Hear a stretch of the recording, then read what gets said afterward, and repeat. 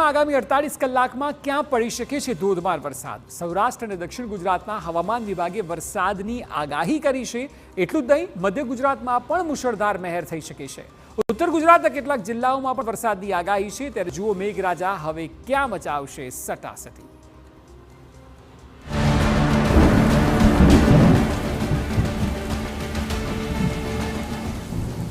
દક્ષિણ ગુજરાતમાં હાલ મુશળધાર વરસાદ પડી રહ્યો છે।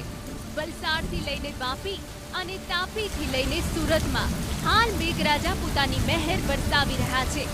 ભારે વરસાદના કારણે અનેક વિસ્તાર પાણીથી તરબોળ થયા છે। હજુ પણ હવામાન વિભાગની આગાહી છે કે આગામી 5 દિવસ સુધી દક્ષિણ ગુજરાતના તમામ જિલ્લાઓમાં ધોધમાર વરસાદ પડશે, એટલે હજુ પણ આવી તસવીરો જોવા મળી શકે છે। 5 દિવસ મેઘરાજા બોલાવશે તરખાર। દક્ષિણ ગુજરાતમાં ભારેથી અતિ ભારે આવશે। સૌરાષ્ટ્રમાંથી પણ સારા વરસાદની આગાહી। ઉત્તર ગુજરાત પણ થશે પાણીથી તરબોળ।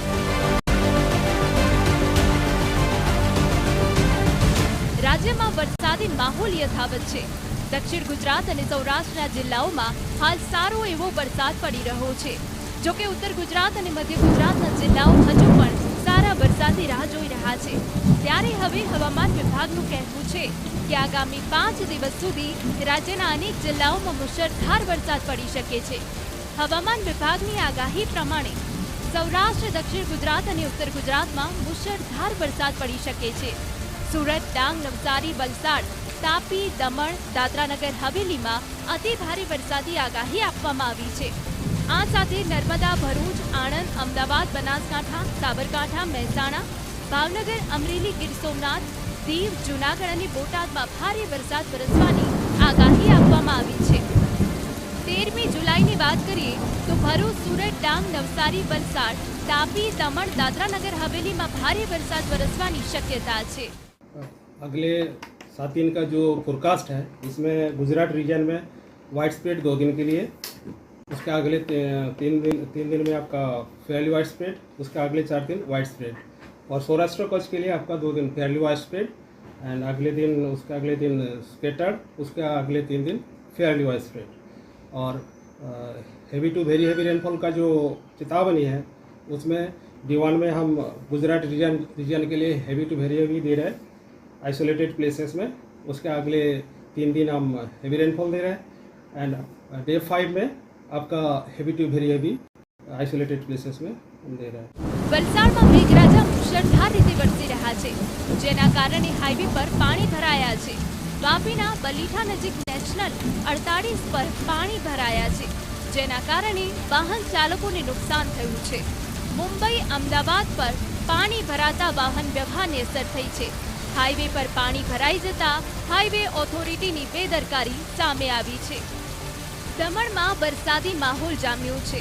નાની દમણના ખારીવાડ વિસ્તારમાં પડેલા વરસાદને પગલે પાણી ભરાયા છે। રસ્તાની બાજુએ નીચાણવાળા વિસ્તારની દુકાનોમાં પાણી ભરાયા છે। દુકાનદારોએ પારાવાર મુશ્કેલીનો સામનો કરવો પડી રહ્યો છે, જ્યારે વાહન ચાલકો પણ મુશ્કેલીમાં મુકાયા છે।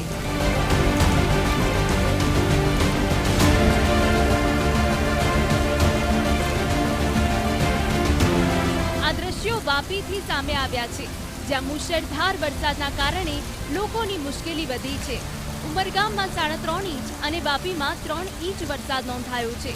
Vapi station road, railway underpass સહિતના વિસ્તારોમાં વરસાદી પાણી ભરાયા છે।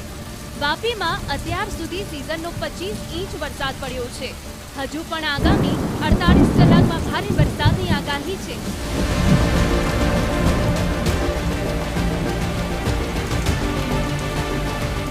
તાપીમાં વહેલી સવારથી વરસાદી માહોલ છવાયો છે।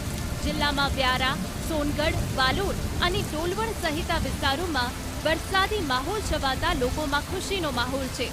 વ્યારામાં 1.84 ઇંચ, સોનગઢમાં 1.4 ઇંચ વરસાદ પડ્યો છે।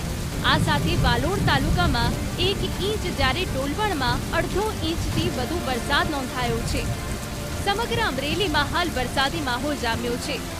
લીલિયા શહેર નલિયા પંથકમાં પણ વરસાદી માહોલ જામ્યો છે। સમગ્ર પંથકમાં સર્વત્ર વરસાદથી ધરતીપુત્રોમાં ખુશીનો માહોલ છવાયો છે। અમરેલી શહેરમાં મેઘરાજાની ધમાકેદાર એન્ટ્રી થઈ છે। સવારથી જ અસહ્ય બફારા બાદ વરસાદનું આગમન થયું છે। અમરેલી શહેર અને આસપાસના વિસ્તારમાં ધોધમાર વરસાદ પડ્યો છે।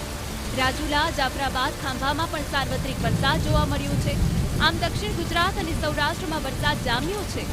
હવે આગામી દિવસોમાં અન્ય જિલ્લાઓમાં પણ મેઘ સવારી આવશે અને ધોધમાર મહેર થશે। Bureau report, TV9। ચોમાસાની